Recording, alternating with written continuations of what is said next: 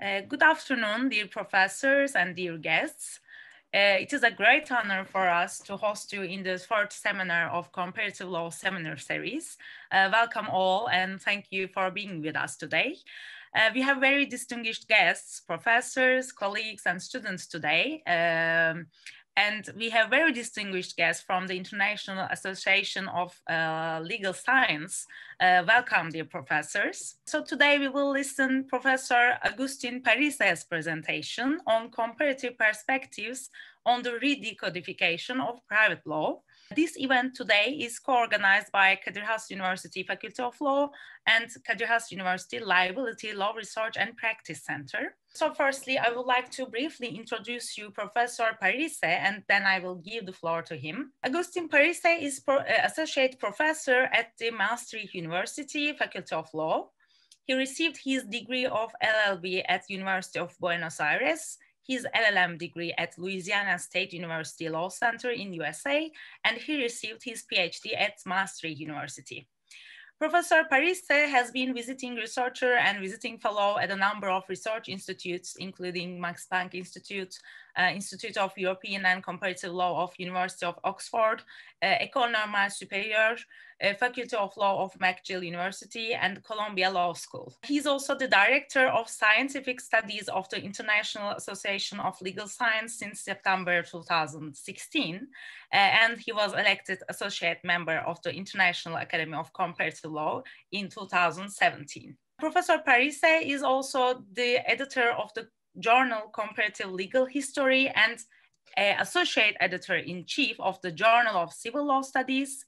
He has also many awards and honors, including Cueta Rua Award in 2008 in Argentina, and the National Academy of Law named him the most accomplished young jurist for the period of 2009 and 2011. And also, Jus Commune Research School conferred to him an honorable mention in the Jus Commune Prize in 2012. Dear Professor Parise, thank you very much again for accepting our invitation. We are very excited to listen to your presentation. So please, Professor, the floor is yours now. Thank you very much, Asli, for your very kind introduction. I want to thank especially Basak Baisal, the Dean of your faculty at Kadir Has University, Faculty of Law, for the invitation to join this seminar series. I was telling Dean Baisal and also Asli a few minutes ago that when I visited Istanbul, I fell in love with the place. I had read about Istanbul for a long time. I work in the area also of legal history, and it's unavoidable to be prepared when you visit Istanbul to think about lawmaking, about the past, the present, but also the future. So, of course, being now returning to Istanbul via Zoom, but still returning to Istanbul is something very special. I was looking at Google Maps and trying to locate exactly the location of the place where we would be meeting today, near the water there in that nice cornice. And of course, I'm looking forward to meeting again in the future in person in Istanbul. I would like to share my screen because I want to walk you with a PowerPoint, because I will be using some terms, some names, some years, some locations in the map that might be for some of you very familiar, and for some of others might be a little bit more distant. So I think the PowerPoint might help go through this process together. Also, an initial disclaimer. When I was preparing the presentation, I was having in mind different audiences. I had a number of colleagues, I had a number of graduates, I also had a number of students in mind. So my presentation will be targeted to all of you. When the introduction was made a few minutes ago, our colleague Asli mentioned, indeed, professors, lawyers, students, graduates. So my talk is targeted to all of you. Some of you will find a lot of comfort in some topics, and you will say, oh yeah, this of course I know it. Some of you find comfort or a zone that you're familiar with in other topics.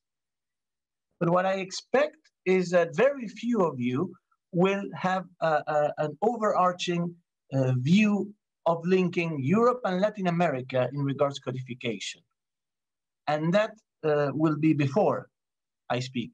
But after I finish speaking, I hope everyone in the room has a grasp of what I'm referring to this connection and these differences and similarities between Europe and Latin America. So my presentation today is going to be divided into 5 parts. The first part of my presentation will provide some conceptualizations that are basic in order to move through the journey. Then I'm going to refer to shifts in paradigms. Paradigms of what? Paradigms of codification, because the topic is how codification shifts throughout time in a comparative way. And the comparison is between Europe and Latin America.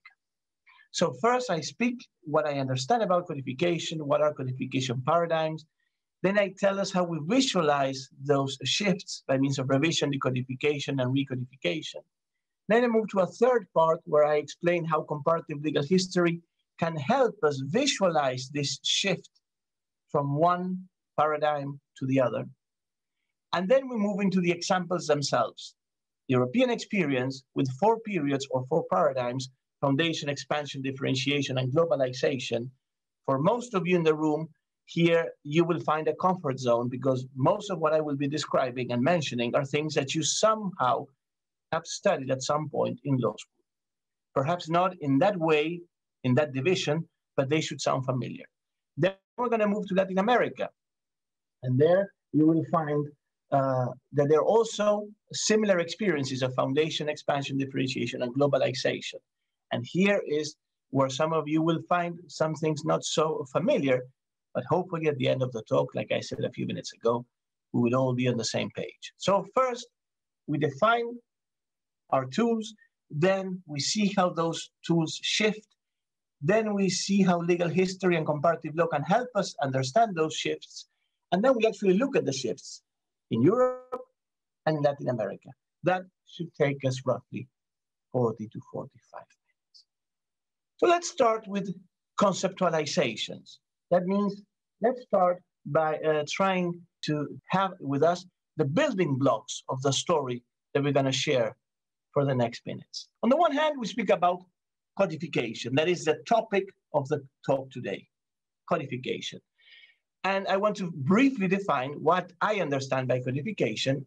When I speak about codification, I refer to it as the 19th century codification, the one that had the following traits. It had to be in writing, it had to be enacted by a state or on the basis of state authority, it had to be systematic, it had to be exhaustive and exclusive. Exhaustive means that it covers everything in the area, for example, of private law, and exclusive is that you can only find the rules in that code. Codes are seminal corpora when we look into private law. They are the place where we can find encapsulated law and society. And that's why I chose codification to undertake this exercise of comparative law. Because I think that codes, at least in the continental system, here I'm excluding, of course, the common law and other traditions, the code is the place where we find our rules of behavior. They are texts that should reflect a society at a certain time. What were the aims of codification? Well, much has been written about it. And on the one hand, centralization of where to find the knowledge, legal certainty, having some control over the activities of the judge, facilitating legal education, and as a spin-off, we could see also the facilitation of trade. And also among the aims of codification, we find the modernization of law. Even if we use old materials to build the codes, but we present them in a refurbished way. So the codification that we're going to be speaking about today is a codification in the way that was coined by Jeremy Bentham, and that's why you have the picture of him outside of his auto icon. If you go now to University College London, you can see that same image. So you see Bentham, you see his head. Actually, it's not the real head because he was taken away. It was kept somewhere else. But you can see the auto icon, the box where Jeremy Bentham is kept there. And Jeremy Bentham is the person that coined the term codification. So that's why I put an image there of Bentham for you to realize who am I referring to. I'm referring to the codification that took the stage in the 19th century and that aimed to the things that you see there on the slide, and that as a trait it had to be represented in a written code that had to be with the authority of the state, and what is most importantly, had to be systematic, exhaustive, and exclusive. That is a very basic understanding that we need to agree on before we move on. So now that we know what I understand, and I hope you understand by codification within this lecture, I will move to another point that is very important, that is the codification paradigm. What do I mean by this? Well, already in the 1960s and 70s, Thomas Kuhn spoke about the idea of scientific paradigms.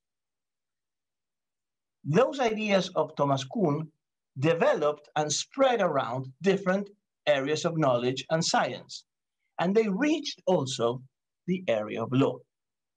And we can speak about the idea of having legal paradigms.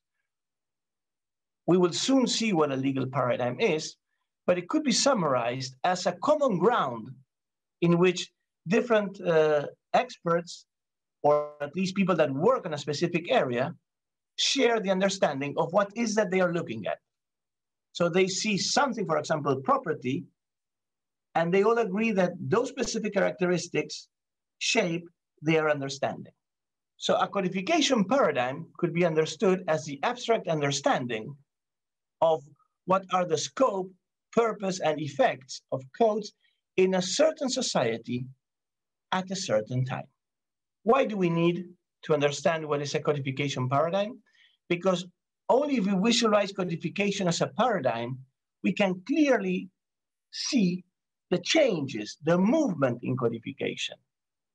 If we don't see it as a paradigm, it's very difficult to study it from different angles. So when we speak about a generation of, for example, of codes, we will be able to identify the scope, the purpose, and the effects of those specific codes. There will be consensus amongst those that study those codes, and they will place the codes in that specific group.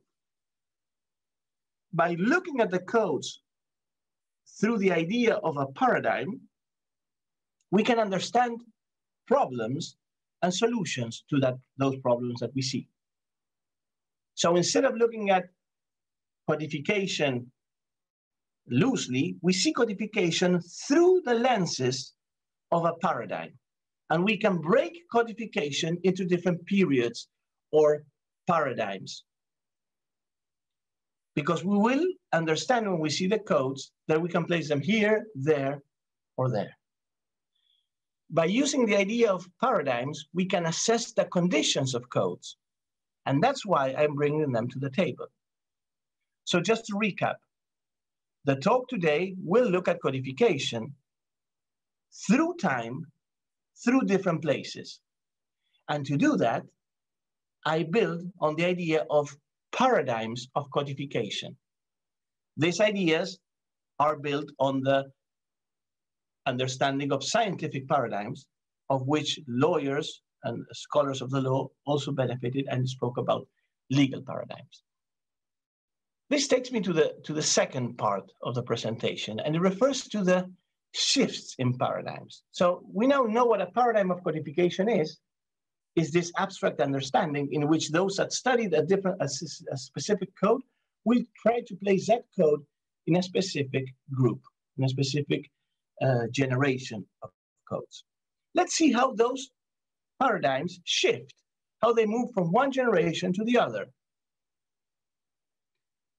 There are a number of external elements to the codes that help us visualize those changes, those shifts. These are elements that are external to the codes, but that generate a mutation, a change in the code. Most of those external elements are related to legislative processes. So the legislature will enact or instruct changes to a specific code, and that will trigger eventually, a second please, that will trigger eventually a change in the paradigm. And this is connected to one of the first slides I shared with you today, the idea of the traits. Which are the traits of codification? It had to be enacted by the state. Therefore, it's going to be the state, the one that's going to trigger the change in the code. Why do we use these external elements? Why do I bring them to the table today? Because I aim to bring clarity. I think that if we understand which are the elements that impact on the code, we can better visualize with more clarity the change that takes place. And I also want to make a small caveat, is that there is a huge amount of literature on these external elements. And these external elements are revision, recodification, and decodification. So what I'm going to address now for the next minutes are things that you can find in many texts around the globe when they try to explain how codes change. And that's what I'm going to do now. I'm now going to briefly speak about those three elements that are external to the codes, but that have an impact on the codes. First element is revision. So revision could be defined as a legislative process that results in the altering, so in the change of texts of codes. So we have a code that has a certain text inside, and the legislative process will alter, will change that text. And that change has to be segmented. It cannot be across the entire code. So if we replace the entire code, then we're not speaking of revision, we're speaking of something else. But if we change one article here, one article there, a second article there, and a third article there, if it's segmented, if it's piecemeal, then we do speak about revision. Let me move to the next external element that has an impact on the code and that triggers a shift in paradigm. That is the idea of decodification. And decodification is a legislative process that alters again, so it changes again the effect and the scope of the codes. However, that change is done because of another reason, and it's because of the legislative frenesy, or the, let's say, the full speed drafting ability of the legislatures that are enacting and enacting and enacted statutes that ultimately impact on the code. So we should try to think of the code, let's say the civil code, as the sun. You see there the image of the sun. And slowly, statutes will circulate and start to circulate around the sun. And there will be small planets that will start to circulate more and more around the sun. And then there will be satellites circulating around the sun. And in that way, the sun will lose some of its strength because the provisions will be found outside of the code. This idea that I shared with you is not new, and it could be traced back at least to the work of Natalino Irti from Italy several decades ago. Because he started to realize, just by looking at codes, he started to realize that there were statutes and provisions that were growing outside of the codes. Consumer law, family law, new technologies, all of those elements needed to grow outside of the codes. So they were either new codes, let's say a code of family or a code of the child, or there were autonomous statutes, consumer protection law, IP law, that they would be growing outside of the codes. And therefore, the code that we always consider the center of the universe will necessarily start to depend on the new enactments. So decodification is the second external element that has an impact on the code. And it's a very important topic because for our lecture, because it's even included in the title of our lecture. Our lecture today is the Recodification Experiences in Private Law. So that is why it's so important that we keep in mind that decodification is one of the external elements that triggers change in our understanding of codes. We will be able to speak about a new generation of codes if a strong decodification process takes place. And I'm going to exemplify this in a few minutes when we move to the fourth part of our talk. But before reaching there, we have to go first to the third part. And before going to the third part, we still have to see what is recodification, the second word that appears in the title for our talk today. Recodification is a legislative process, again, so remember this goes back to the traits of the codes. It's a legislative process that results in the adoption of a new code that replaces an existing code. So there was one code, and it's going to be replaced completely by a different code. That, of course, might build on the previous one, but it's a different code. We cannot point to them, look at them, and consider them to be the same code. A typical example is the change in Italy from the 1865 code to the 1942 code that in addition brings civil and commercial laws together. We can see also a similar change in Portugal, in the Netherlands. We can see that there was a code of 1838, and then changes started around the middle of the 20th century, and there's still an ongoing revision taking place, but we can, at least there's some agreement among scholars that we generally take 1992 because of the enactment of specific book of that code as the year in which we took a new code. We have Quebec, that also has a new code. Then we have Brazil, Romania, and Argentina. And we're going to return to the recodification experience of Argentina at the end of our talk today. And remember, these are only examples. And since codification was so important, I also brought to the table the code of canon law. Of course, this is not a code like the Brazilian, Romanian, Argentinian, Dutch, or Italian code. It's a code that applies for the law of the church. But why do I bring the Roman Catholic Church? Why do I bring it to the table? For you to visualize that when the codification paradigm was moving on, even the Roman Catholic Church that had been following the Corpus Juris Canonici shifted and decided to adopt a code. This is just as an example. The code is from 1917, and then it was subject to recodification in 1982. These are only examples, but what you should visualize is, before we end this slide, is that the recodification implies a change, a cut, from a previous code to a new code. So we have revision, decodification. Revision is a change of only a few things for you to visualize it. Decodification is the idea of the sun and the special laws circulating around. And recodification is taking one code aside and bringing a new code. There is opposition to recodification. Sometimes it's because they venerate, they are in love with the first code. An example of that is the Republic of Chile, of which we will speak in a few minutes. It also could be a lack of political will.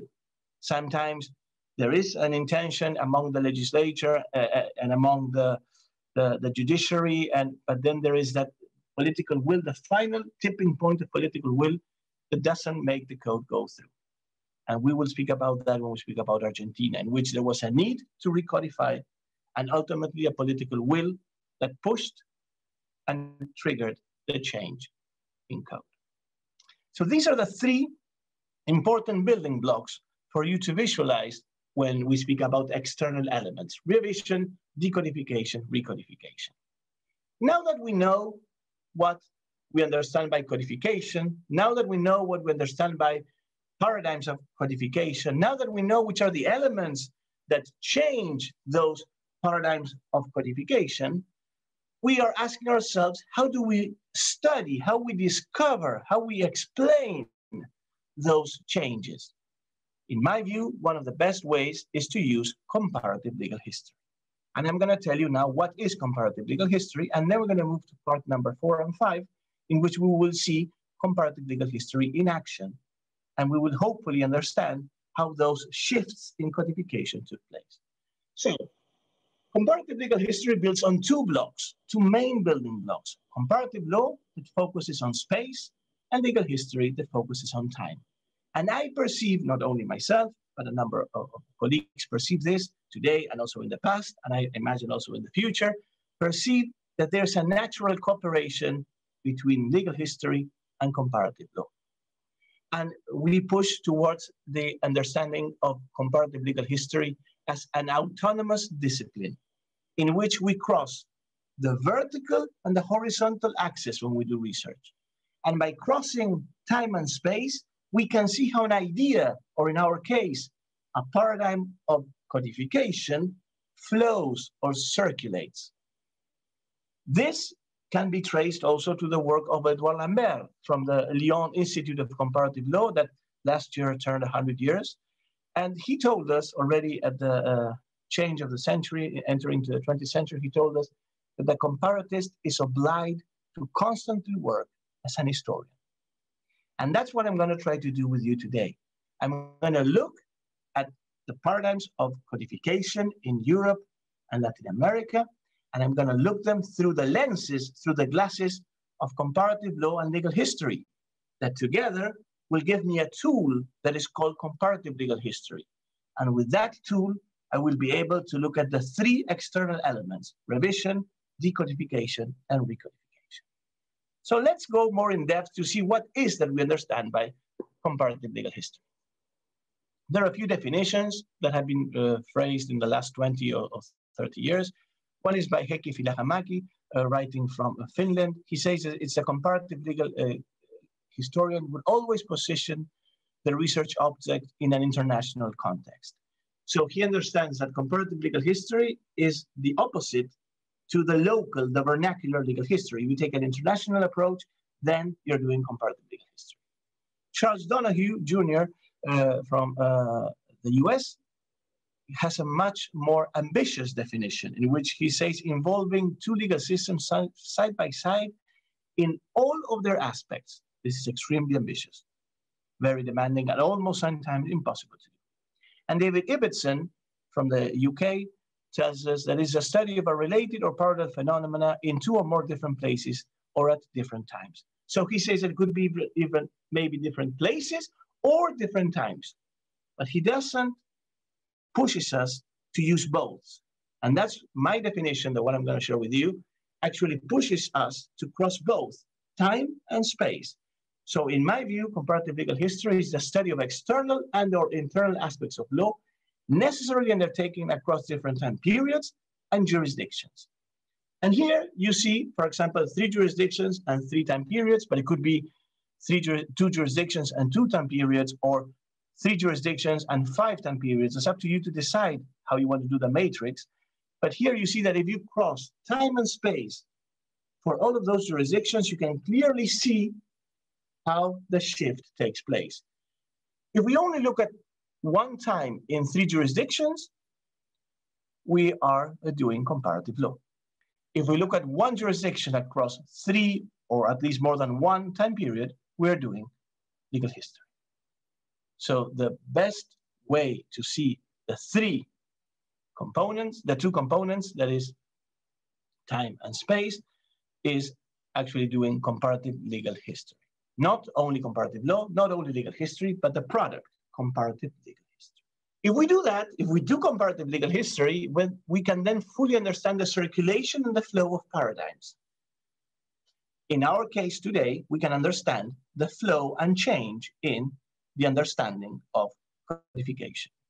We will understand, for example, legal transplants. We will understand the relation amongst legal systems.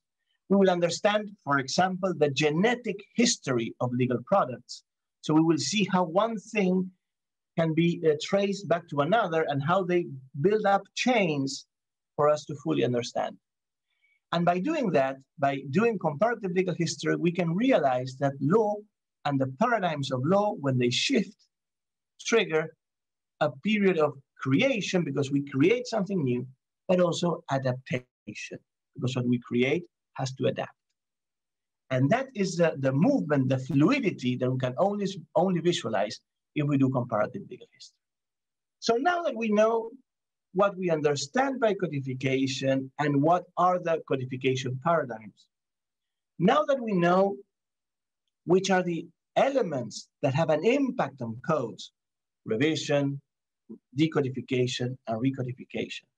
Now that we know that through comparative legal history, we can actually see the flow, the movement of those paradigms across time and space. That's what we're going to do now. We're going to first see how the shifts take place in Europe. And then we're going to see how they take place in Latin America. For the European experience, since I am speaking in the bridge between Europe and Asia, and I know also that in your studies you cover, studying from Turkey, I know you cover the experiences of codification in continental Europe. I am going to go a little bit faster because some of the topics that I'm going to address now are going to be extremely familiar for you. But I will still at least mention them because I think they will help you realize what is that I'm referring to. Even if basic, I will ask you please to follow me in the story because they will help me build my line of argumentation. So when I speak about the European experience and the Latin American experience, I see 4 changes in the codification paradigms. I see a foundational period that then it's affected by the external elements and changes into a period of expansion. Then they're affected again and are changed towards a period of differentiation. And finally, the current moment we're encountering is the moment of a paradigm of codification that refers to globalization. So foundation, expansion, differentiation, and globalization. What I see in Europe, I already giving you a spoiler alert. So like in the movies, I'm giving a spoiler. I also see this in Latin America. And now let's start to cover the journey. So the foundational period, we could speak about the Baviera Code. We could speak about those earlier experiences, the Prussian Code. But we should all agree somehow, because of the effects of that code, that a very important foundational moment was the French Code of 1804, of which the first series in this comparative law series, we had Sébastien Bergetti. He spoke about many elements of the French Code. So indeed, the foundational part of this series started also with the foundational code. There was the Code Civil. And there are a few traits, just to remind people in the room, it was concise, it had an exquisite language among its pillars, contractual freedom, absolute character of ownership, marital power. Which was the impact? Well, the impact, when we see the Code Civil, we immediately think of the exegetical school. We think about going to the law schools in Paris, walking in near the Pantheon. Inside you have the law school. You enter and you see the busts of people, and they are holding the codes in their hands, and you read Code Civil. So you visualize that everybody at the time when the code comes to life, they're all teaching and learning the code. And the exegetical study of the code will be one of the reasons why the impact of the code is so massive. On the one hand, also, the armies of Napoleon explain why the impact was so massive. But on the other hand, the exegetical school gives, let's say, a scholarly understanding to the impact of the code. And as you all most probably know, in Europe, it had a strong impact in the Netherlands, the Rhineland, Italy, Switzerland, but also beyond, in Northern Africa, in Louisiana, in Quebec, and in Latin America. So when we speak about Europe, a foundational code that you're all familiar with is the Code Civil.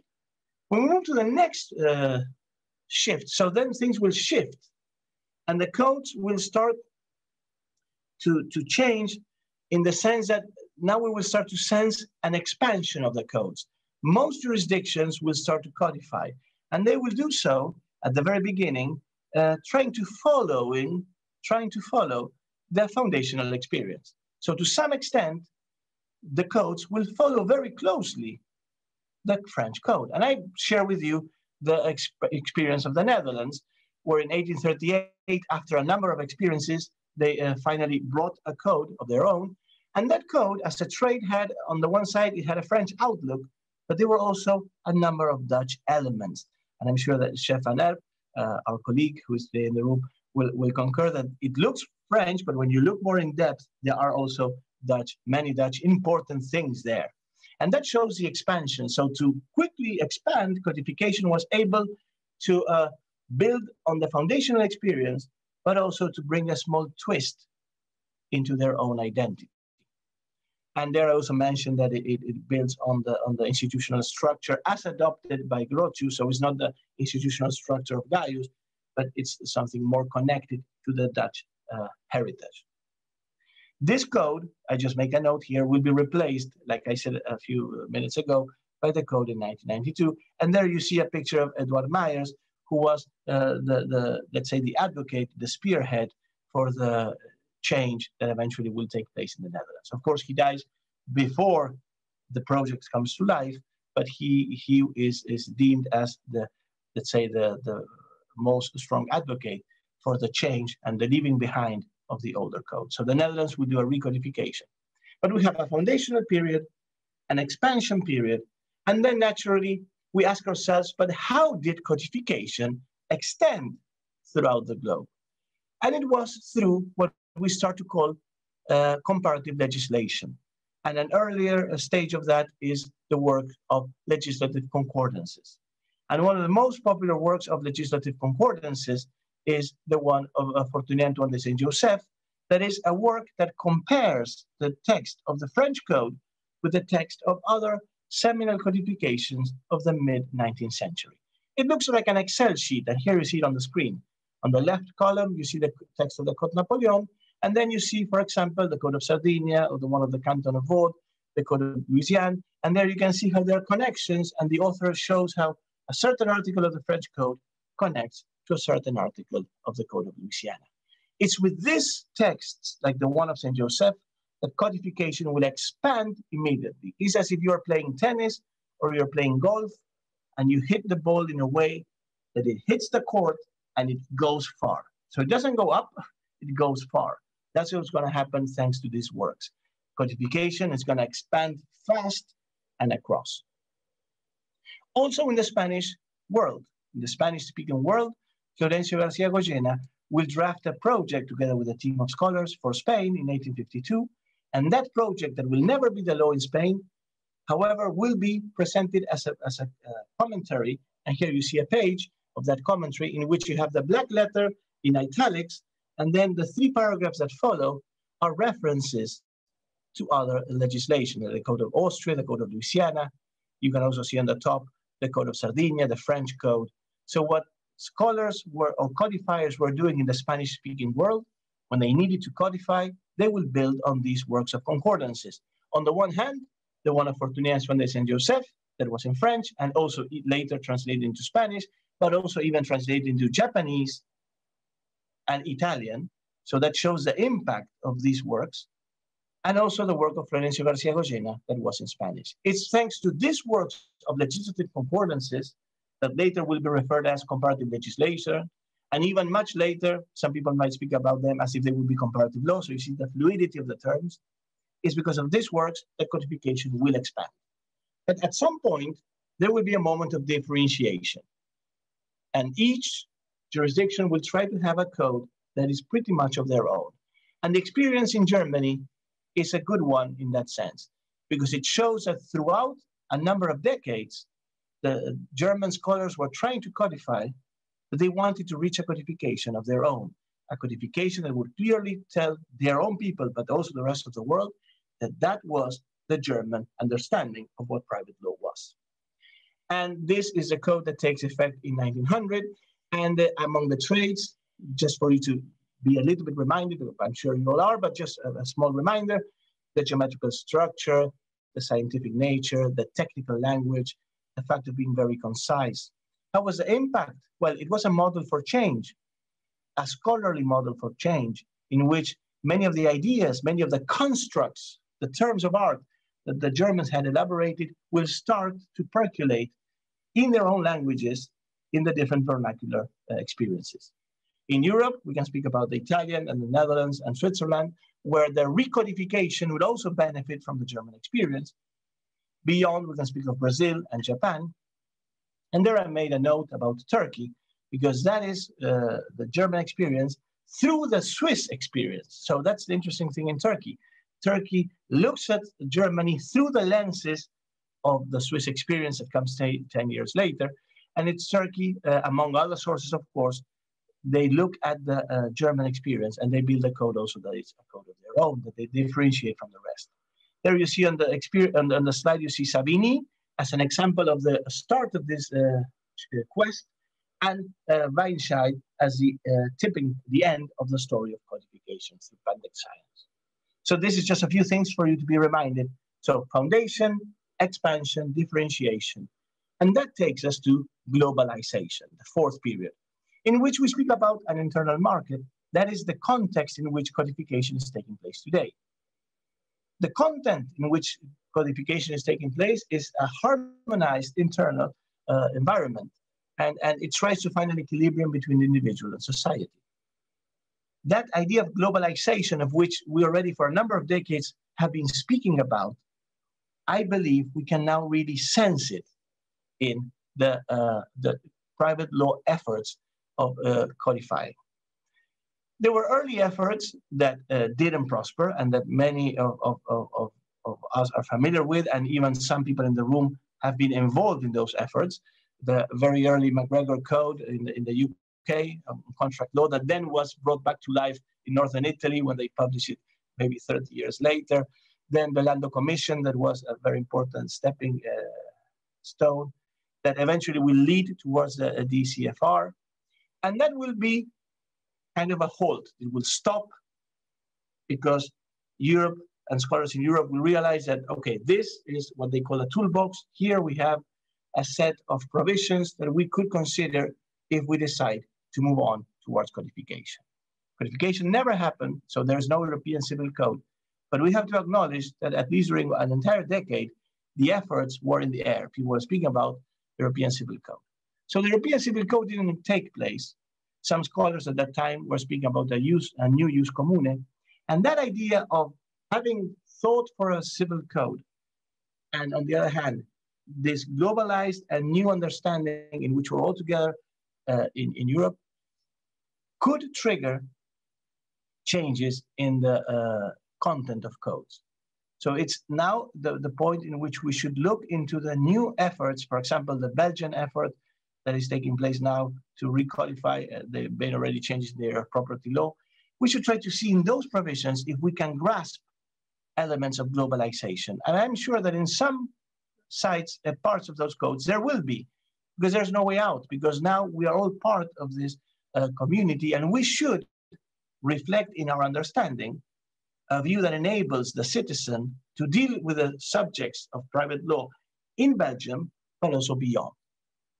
And that's why I think that exercises into codification today should be able to grasp globalization. What I'm saying now about Europe, I will prove it in Latin America. And I hope that with time, I can also prove it in Europe. But now I will move to Latin America. And in Latin America, I'm already entering the 45 minutes. So, 40 minutes. So I'm entering now the final part of the talk.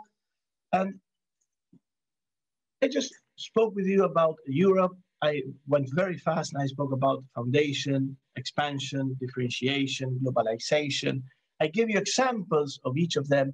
And when I reached globalization, I said that now there is a context that should push towards codes that consider private law in a globalized environment.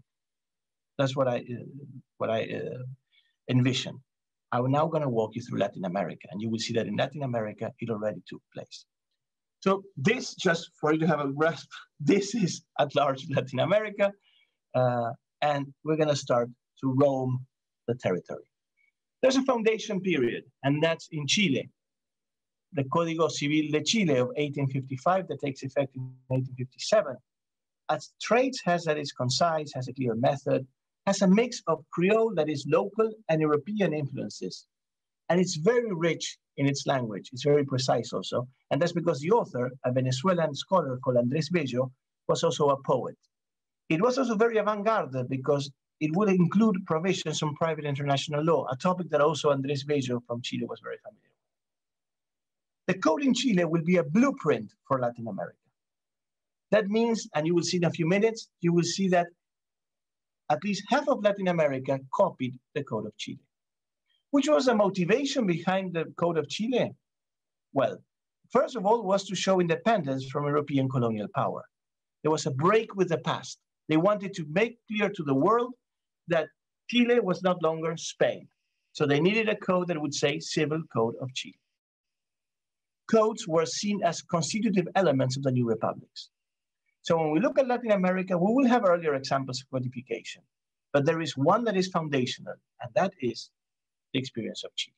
After Chile, you see that there is a cataract, a domino effect of enactments. Ecuador, El Salvador, Panama, Venezuela, Nicaragua, Uruguay, Mexico, Argentina, Colombia, Paraguay, Guatemala, Honduras, all of them build on the Chilean experience. So they expand. They try to bring some things of their own, especially in the case of Argentina, that I will refer to it later. But you see that there is a domino effect. How does that come to life? Well, it's because when codifiers across Latin America need to have their own codes, they will look first, of course, to the Code Napoleon. Then they will look at comparative legislation. Those are the Excel files. Remember, I showed you about St. Joseph and Garcia Goyena. But they're also going to look into the experience of Chile and Argentina. So codification expands. And again, this visualize it as a ball that hits the ground and goes across. We see that codification expands all across Latin America. And that takes us to a moment of differentiation. So first, there's a foundational period. The typical example is Chile. Then we see a period of expansion when we see many enactments, and I just showed you a few on the screen. And then there will be a period of differentiation when different jurisdictions in Latin America no longer want to distinguish themselves from, let's say, Portugal or Spain. In the case of Brazil, they want to distinguish from Portugal. In the case of Argentina, they wanted to distinguish from Spain. What they will do in this period of differentiation is they will also want to distinguish themselves from their neighbors. So they want to tell the world, we're not longer part of Spain, but we're also not following blindly the Chilean code. We have our own code. And some enactments clearly show that. The one of Brazil, the one of Peru, the one of Paraguay, and the one of Cuba. The one of Paraguay is very, very, very visual. Paraguay had enacted 5 years after the Argentinian code, had enacted the Argentinian code, and the law said, wherever it reads Argentina, it should read Paraguay. Something similar to what happened in Belgium, for example. So they adopted the Argentinian code and they applied it for Paraguay. And after 100 years, they enacted a new code in Paraguay that code was clearly aimed to reflect the identity of the Paraguayan society. So they built on foreign experiences, of course, but they very much built on their own developments. They looked at local court judgments, legislation, and doctrine, and then they could identify a national identity.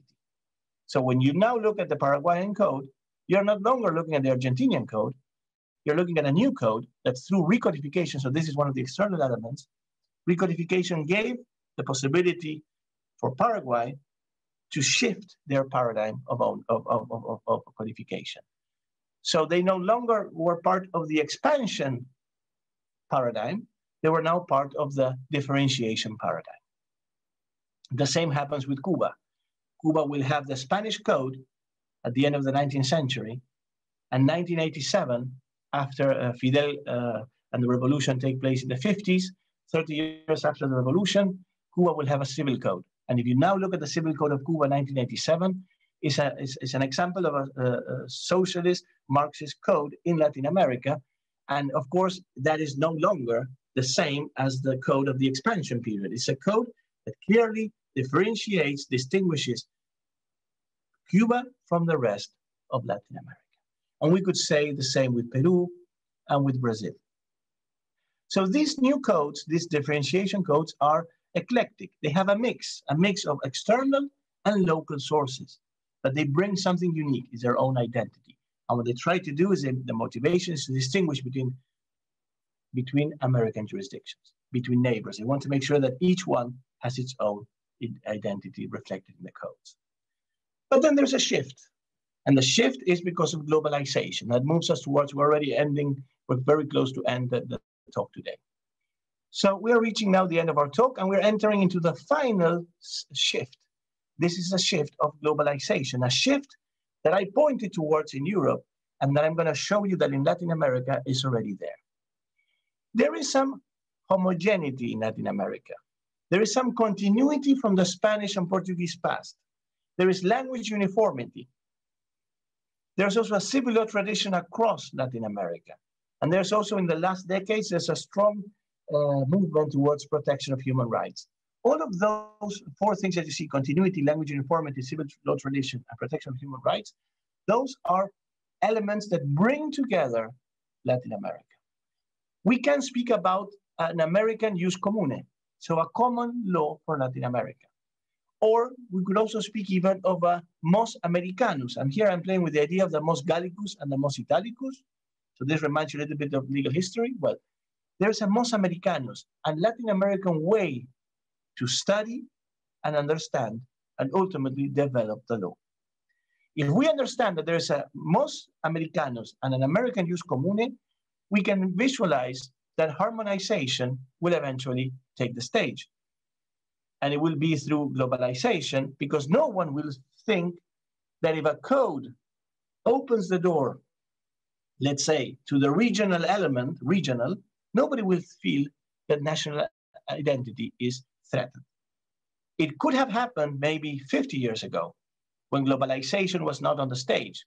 But today in Latin America, if we look at the civil code, we will never think that by looking at regionalism, our identity, our national identity would be threatened. There were many efforts that paved the way towards this view. The Montevideo Treatises, the Bustamante Code, the efforts of the Gasperi from Paraguay, the Pan American Conferences, the CDIP conferences that took the stage mainly in the 1970s and then continued, and of course Mercosur, that this year turns 30 years. Those are the efforts that helped me place a new paradigm of codification, and I call it the globalization paradigm. And I will now give you a concrete example, and that is the case of Argentina, the Civil and Commercial Code of 2015. That code has a few traits, and the traits are clearly presented by the drafters in the exposé des motifs. They mention the following. First, they say that it's a code with a Latin American cultural identity. They expressly say that. They also speak about a code for a multicultural society. They refer to the constitutionalization of private law, something that is not minor to understand how globalization can have an impact. They also speak about a non-discriminatory paradigm, and they speak about a new paradigm of property law. Those things are important, especially because we're also dealing with Native Americans. The non-discriminatory paradigm and the new paradigm of property law will also have an impact on Native Americans. And Native Americans also have a, let's say, a Pan-American projection. It's not limited to a specific place in a specific country. Native American groups also could go in the case, for example, of the Mapuches, it could be in Chile and in Argentina. So we acknowledge a dimension that includes Native Americans, then the border between Chile and Argentina somehow also gets a little bit faded. And therefore the code cannot be so a watertight compartment. So the new Argentinian code refers to this. And I'm going to quote to you a few passages from the exposé des motifs. They clearly say, when they speak about the identity of the code, they say it's a Latin American cultural identity, like I said before. And they also say that it's a conception oriented towards integration with the Latin American cultural bloc. So they speak about a bloc. And this is a relevant change. They even stress, they say it's a relevant change. And in the area of contract law, for example, they say, the drafters of the code, they say that in the general area of contract law, they adopted the method considered most adequate for the Argentine and Latin American legal tradition. That's the new code in Argentina. Until recently, it was the newest code, because now the newest code in Latin America is Puerto Rico. Puerto Rico enacted a code last year, and until then, Argentina was the most recent code. And in 2015, the drafters of the code were telling the world that they were aiming to an Argentine and a Latin American legal tradition. They were speaking about a Latin American cultural bloc. they were speaking about the Latin American cultural identity. So when I look now at the new generation of codes in Latin America, I dare say that, at least in the examples that we have now recently, we can speak about a new paradigm of codification that is the globalization paradigm. And there you see on the screen the picture of Aida Carmelager de Carlucci, who was one of the drafters of the Argentinian code, and that is, of course, also very much involved in comparative law activities, and it's one of the spearheads in this change of understanding of the civil code. That brought our journey to an end. What we did is, first, we spoke about what is that we understand by codification and codification paradigms. Then we saw how we can see the changes, and that was through revision, decodification, and recodification. Then I told you that comparative legal history can help us visualize the change. Then we moved to the European experience, and that for you was somehow of a comfort zone because many things you sound familiar: foundation, expansion, differentiation, and globalization. Those are the four shifts that take place. And then I moved you in this journey to Latin America. And quickly also, I spoke to you about the foundation period with Chile, the expansion period, with all the codes that came after Chile, also building on the comparative legislation. We then saw the differentiation period, and I spoke about Brazil, Paraguay, Cuba. And then we moved into the most recent shift that is explained because of the common heritage that Latin America has, the common language, the common system that they have, I mean, the civil law system. And then we looked finally to the Argentinian example. And there I even showed you that the drafters of the new code, until recently the most recent code, expressly said in their own words that they were writing a code for Latin America. Of course, for Argentina, but it should not be limited to the borders of Argentina, and that it therefore reflects globalization. With that, I bring my talk to an end, and I thank you very much. Thank you very much, Professor Parise, for this interesting and stimulating presentation. Personally, I'm truly impressed by the seminar. Now, please, all are welcome to share their questions, comments, and contributions. We have almost 30 minutes for discussion. So please, for the questions, comments, or contributions, of course. And we have Fehmi Levent Özkan, who is raising hands. Please, Fehmi. Yes, please. Hello. I hope you don't hear the background noise, but I do have a couple questions, especially the first one being about the internationalization of private law. So you have taken us into Europe, and then you have taken us into Latin America. Can we zoom out and look at the world from a satellite, for example? How about the efforts such as the UNIDROIT principles on international private contract law, or the CISG? How do these affect the codification procedures in Europe? And we also have the European Union, as you have mentioned, with a possible European civil code that apparently died down over the years. Which brings me to the second question. Do you foresee any political will within European Union to form such a civil code? Because the European Union already harmonizes many fields of law, including within civil law and criminal law. And there were talks about, in academic circles, of course, a European criminal law. So do you foresee a European civil law to be revived as an idea sometime in the future? Those are my questions for now. Thank you very much, Femi. They're very interesting in the sense that they invite me to speak a lot. So I will be a little bit careful with that because I don't want to give another lecture about it, but it is really an invitation for another lecture. So I'm very happy. Thank you for that. If we zoom out and we try to see more, let's say, beyond Europe and Latin America, we have to affirm that codification is alive and well. Some of you in the room might know that in China, for example, they adopted a new civil code. Well, the first civil code. It's not a new civil code. They adopted a civil code. There are already English translations. By the way, the International Academy of Comparative Law organized very recently a seminar about the Chinese civil code. A few years ago, already not a decade, but close to a decade ago, the thematic congress of the International Academy was in Taipei, and it was about codification. And there were special sessions about codification in Asia. We also know that efforts have taken place in the let's say the civil law parts of Africa, because there are also many common law or former common law territories. So we do agree that codification is well and alive. So when I zoom out, that's what I see. But I don't dare, because it wouldn't be serious, to share with you a breakdown of foundation, expansion, differentiation, and globalization for those areas, because I'm not studying those areas. So I just keep quiet and I say that I know that things are happening and we should look at.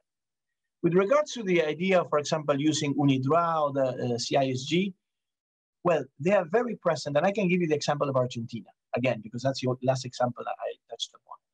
Argentina had, starting in the 1980s, they had multiple efforts to codify, and especially one in 98. And the one in 98 built significantly on those harmonization efforts. And they did touch upon CISG.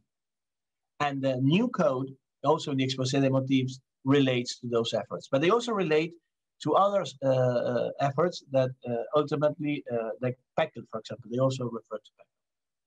That's for Latin America. For Europe, I can speak about the French experience. And when the French revised the section on obligations and contracts, the famous change that took place, I think it's already 5 years ago, the literature was pointing about where were they going to be looking at. They couldn't be looking, the French couldn't, and this also relates a little bit to what Sebastián Berghetti also said in the first seminar.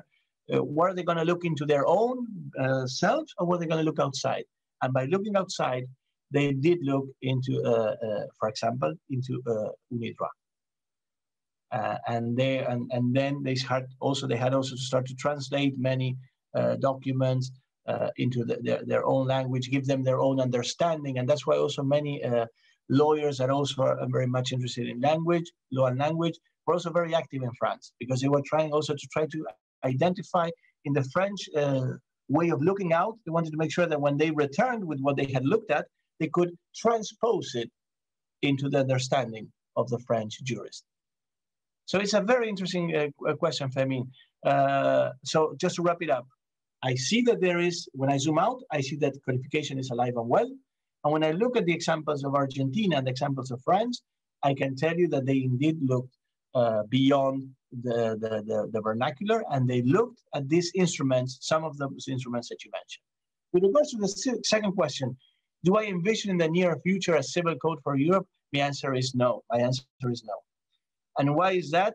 Is because of, if you follow the path, if you do the kind of a diagram of how codification efforts were moving, there's one point that it suddenly drops down and it gets a complete halt. It's as if you know, when you go to, I don't know if you like car racing, but if you like car racing, you will realize that after the cars start running, or when they brake, you smell rubber, like burned rubber. Somebody burned rubber because of the brakes.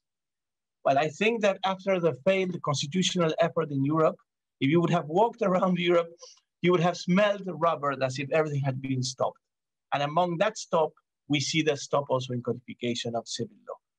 What we don't see a stop is in the efforts of continue harmonizing through another way. So the vision of a civil code, I don't think it's possible today, according to what we saw. Maybe things change tomorrow, but today I don't see that.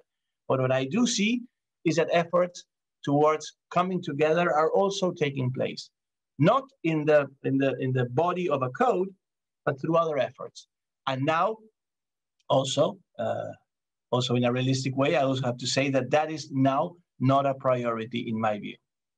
I think that now, of course, the context of the COVID, but also Brexit and other challenges the European Union is and was changing, was facing, have slowed down these efforts. But I think, if I look back, that's why comparative legal history is so important.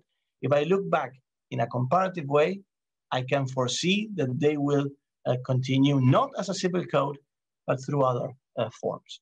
So Femi, thank you for giving me the opportunity. Would you like to follow up? Thank you very much. Yes, I had to I had to get the prompt. So thank you very much for your answer.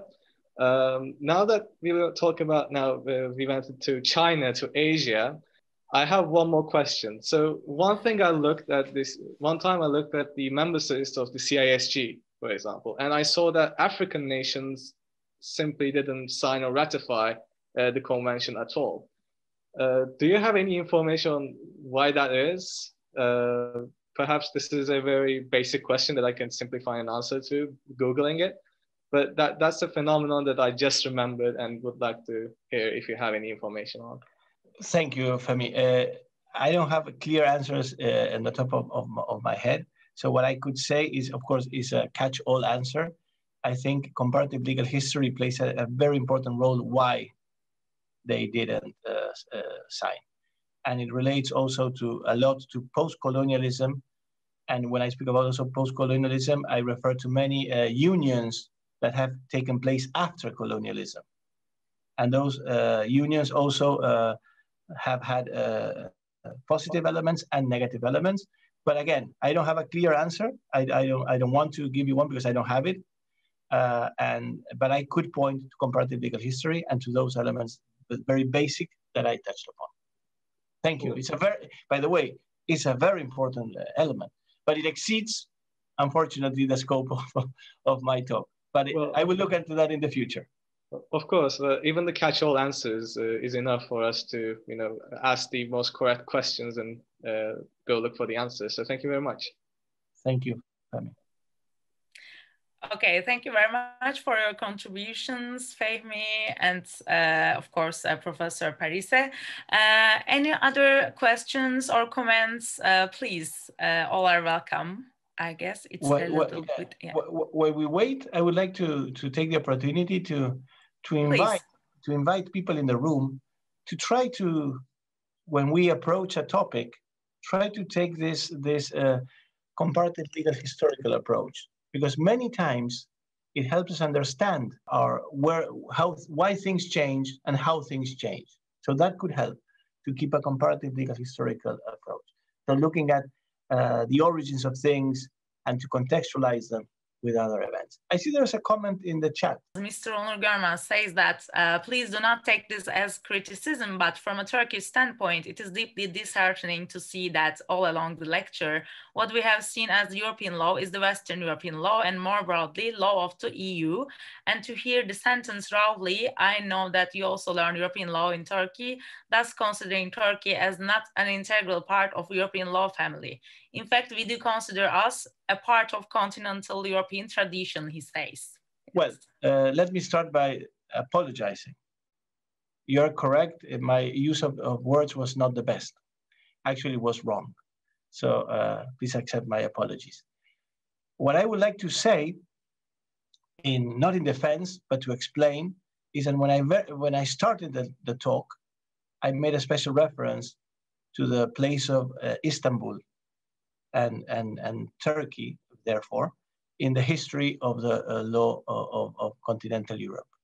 So I was trying, with that comment, I was trying to bring Turkey to the table, to make it evident.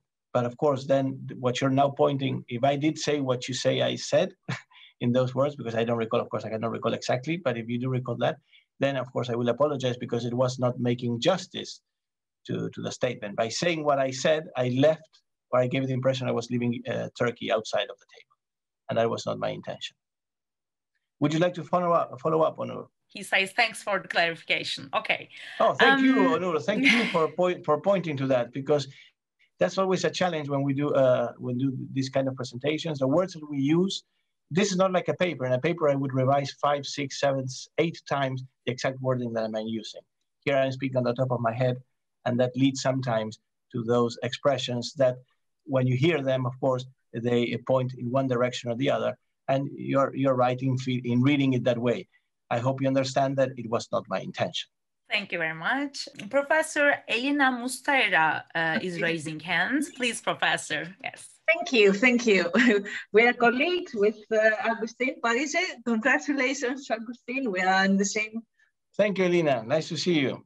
Thank you for joining. I think there is an internet connection problem with Professor Mustaira. Okay, maybe we will wait a little bit and then she will connect again. In the meantime, if there is another question or comment, please feel free to raise your hands or write in the chat section. And also, I would like to read the message of Professor Chef Van Erp. He says he thanks to you for this interesting and stimulating lecture, and he excused that for leaving early because of a teaching commitment. I would like to read his comment as well. And Professor Musteira is here with us. Please, yes, we are listening to you. Thank you. Okay. Sorry, I have an unstable connection. That's why I'm so sorry. So I was saying thank you for the wonderful lecture. And there were many interesting points that I don't fully know, so I have to read more. So could you please just say, tell me in very few words, of course, are there big differences between the Argentinian Civil Code of 1871 and the new one of 2015, or between the Brazilian Civil Code of 1916 and the new Brazilian Civil Code? And what about the Puerto Rican new Civil Code? Okay, too many questions, but if there are really many differences, and I have to read about that, of course. Thank you, Elena, first for joining, and also for the my pleasure. The questions. And your questions, similar to the questions of Femi, invite for another lecture. Yeah, and I would love to do it. But no, I don't want to tire you. Yeah, okay. There is no time, but I will try to bring it together. For you to visualize it. If you want to see a detailed, at least of the Argentinian code, I published a few articles on that, and there's one in the ZOIP, in the German journal. There is in English, there's something there already, and I addressed, mainly in that one, I addressed contract law. But the changes were in many areas. So let me just bring it together for you to visualize it. I'm going to speak mainly of the Argentinian and the Brazilian code. Because of the Puerto Rican code, I still have to study it in detail. But the Brazilian and the Argentinian code clearly bring a shift, a change. They were subject to significant criticism before, during, and after their adoption. And they bring changes that have been requested for a long time by practitioners and by scholars. So those are for the Brazilian and the Argentinian one. If I focus on the Argentinian one, there are changes, for example, in family law, where they bring a complete new understanding of, to the extent that some scholars in Argentina said that it's as if they would have thrown away the entire library of family law, and they brought new understandings of family law. So about things like same-sex marriage, alternative, in vitro fertilization, the changes in adoption, changes in divorce. So in family law, the changes is very strong. In contract law, they also incorporated many elements, that type of contracts that were not typified, that were not inside the code before. So many contracts like leasing, franchising, that were special laws, so they were outside the code through decodification. Now they are inside the code. There were also changes in property law, and they added a new book on private international law. And what they also did that is very significant, they brought together civil and commercial law in one single code. So when we speak about the Argentinian code, we speak about many changes. However, there were changes that had been required and needed and sought for by the system already for a long time. So it's as if they actually put in writing what had been expected. In some areas, they went, for some people, a little bit too far. Like I just said at the beginning when I speak about family law, some people, they're still not reflecting fully the Argentinian society. So either they would have to be changed again, or the Argentinian society would have to start to reflect what they say. But just bring it up all together, Elena, the changes are many, and we cannot speak of a revision. We do speak about clear examples of decodification. And in the Argentinian case, I speak about change in paradigm. I speak about the code that now is a globalized code. Thank you, Elena, for giving me this. Thank you. Thank you very much. And Professor Hüseyin Can Aksoy is raising hands, please, Professor. Thank you very much, Professor. It was an amazing presentation. Thank you. It was amazing. It was very fruitful, very informative. I would like to hear about your anticipations about the future, like for instance, 100 years from now. You talked about globalization and certain codification. What is your anticipation about the future? Do you expect to see some kind of an harmonization in this codification process about, between civil law and common law? Do you expect them to see a harmonization, or should we expect a dominance of common law over civil law? Thank you, Husseini.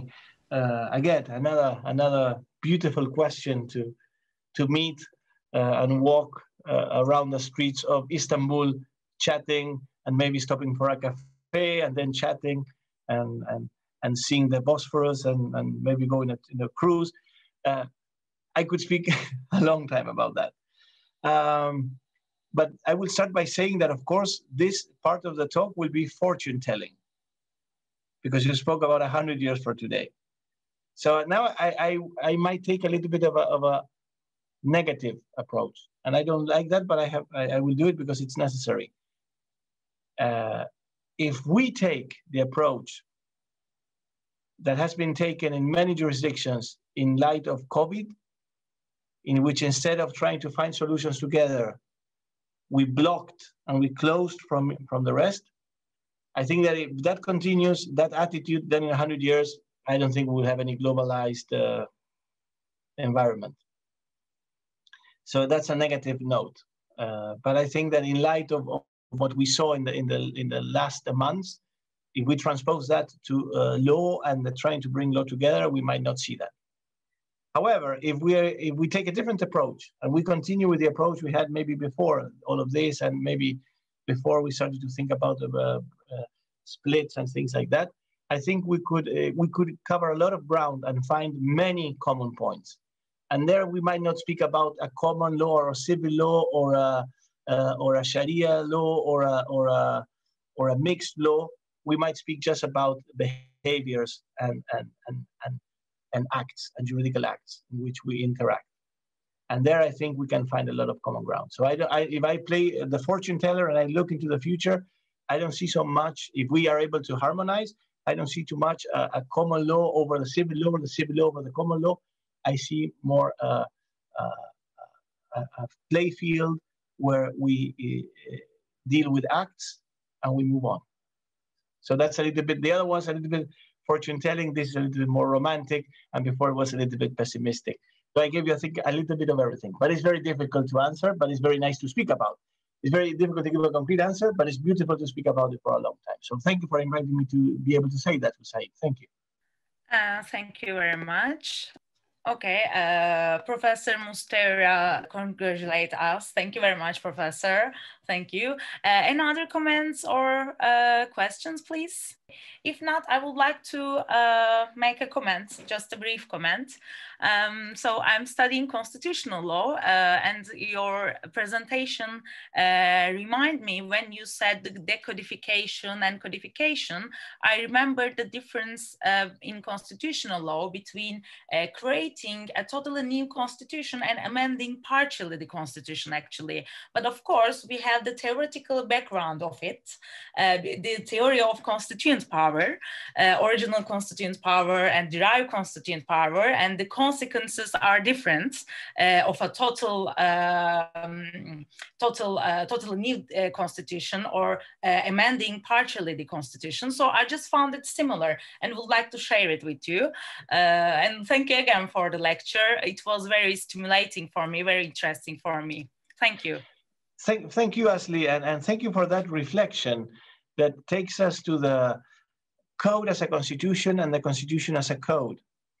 And if we make that parallel of the constitution as a code and the code as a constitution, if we move one level up and we try to move in the direction that you, so a more foundational approach, the one you are taking, then we could also play with that idea. And that could be maybe a layer to add to my analysis. I haven't done so. So that's why I thank you for that, because I think I would benefit a lot from looking into this layer. And your reference to codification and constitutional law also moves us, if we then move to a more tangible, so more visual presence, we see that many rights that were in the constitutions are now entering into the codes expressly. And that's what we refer to the constitutionalization of private law. So I thank you very much, Ashley, because you reminded me that there is a level up that I should go. And by looking that, I can then try to play with my models, but I will look at it with that level. And also I thank you because it pushed me to share now with everyone that this is, it's a very fertile ground because of the idea of constitutions as codes, codes and constitutions, and the very in vogue idea of constitutionalization of private law. So thank you for that. Thank you very much. Thank you. Okay, so our Dean, Professor Başak Baysal is raising hand. Please, Professor. Dear Agustin, thank you very much for this very interesting seminar. It was always a pleasure to listen to you, but this seminar was very special. I mean, I had a lot of questions, but I will not take time, and I will finish with a very trendy question, and the effect of COVID-19 on comparative law. I mean, especially, we were dreamers of jus commune, of creation of jus commune. I had the feeling that you are a little bit pessimistic on that for the unification, harmonization, creation of a European civil code. I think we have to wait now. And I have the impression with Brexit and with COVID-19, and it will take time to recreate this atmosphere. And this is the trend question for the effect of COVID-19 and the Brexit also, as you told, on comparative law, for the jus commune. Thank you again, and thank you for accepting the invitation also. Thank you, Basak. I thank you because I know that by thanking you, also thanking the entire faculty for the invitation. So thank you for all of you for the invitation. It was a very prolific ground also, the pandemic for comparative studies. A number of publications have been published in the recent months. And many journals and many associations have specific, in their websites, have specific tabs where you can see how prolific this was. A lot was written, a lot was shared, at least in the academic environment, we see that. But what we see is, and that's why I was pessimistic, then when we see some of the implementation of rules to follow, we see that there is, instead of harmonizing, we see the opposite. So for comparative law as an academic discipline, I think that a lot took place and it was very fertile, and it was, I wouldn't use the word positive for a pandemic, but I would say that a lot was written and we were able to cover a lot of ground, and we were able to learn about many experiences of law in different places in a very short period of time.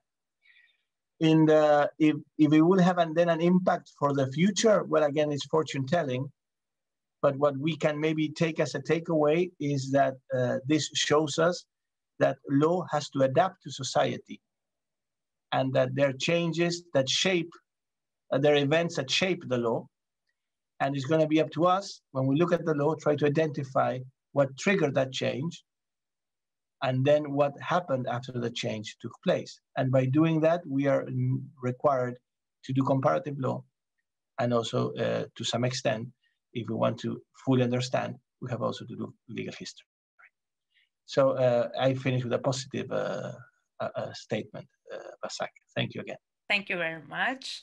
Okay, any other comments or questions? I guess there are no other questions. So Thank you very much, Professor Parise. Thank you for being with us today. Thank you for your amazing lecture. And thank you, dear professors, colleagues, and dear students for participating. We are now closing the session, but of course, we continue the Comparative Law Seminar Series and hope to see you again soon. Have a nice day. I wish you a nice day all. Bye. Thank you. Bye-bye.